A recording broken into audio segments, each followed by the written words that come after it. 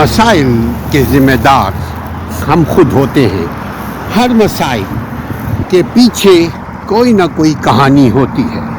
وہ کہانی کی ابتدا خود کی ذات سے شروع ہوتی ہے اور خود ہی کی ذات پر ختم ہونی چاہیے اگر عقل مند ہے. لیکن جہاں مسائل ہے وہاں وسائل بھی ہے. جہاں مسائل پیدا ہوتے ہیں وہاں اس مسائل کو حل کرنے کے لیے اسباب بھی موجود ہے. لیکن اگر مسائل کے ذمہ دار ہم خود ہیں تو ہم خود اس کو حل کرنے کی کوشش کر سکتے ہیں. مسائل کوئی اللہ کی طرف سے پیدا کردہ نہیں بلکہ اللہ کے بندے خود ہی پیدا کرتے ہیں اپنے لیے اور دوسروں کے لیے.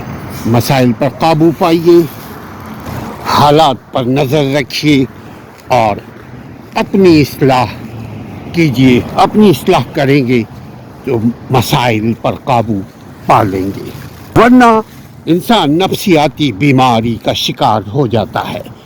اگر اپنے آپ کو نفسیاتی انر ڈیزیز سے بچانا چاہتے ہیں تو اپنے مسائل کو حل خود کریں اپنی برتاؤ ذریعے. چونکہ اندر کے مسائل کا مطلب ہماری اخلاق کی کمی، ہماری زبان کی بے لگام زبان، ہماری سوچ کی بے راہ روی، یہ وہ چیزیں ہوتی ہیں جس کی وجہ سے انسان مسائل کا شکار ہو جاتا ہے. اپنے مسائل پر قابو پائیے، اپنے مسائل پر دھیان دیجیے، اپنی زندگی کو پرسکون بنائیے، کیونکہ مسائل اور وسائل ساتھ ساتھ ہیں. یعنی پرابلم اور ریسورسز، یہ دونوں چیزیں موجود ہیں ہمارے ارد گرد.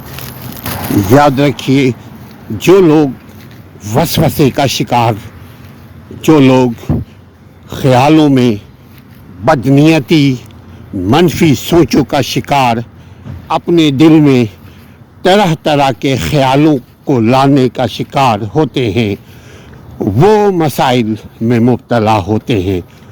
اور اگر شروع میں اس پر قابو نہ پایا جائے تو یہ مسائل بیماری کی شکل اختیار کر سکتی ہے. اپنے مسائل کو خود حل کیجیے کیونکہ مسائل وسائل ساتھ ساتھ ہیں.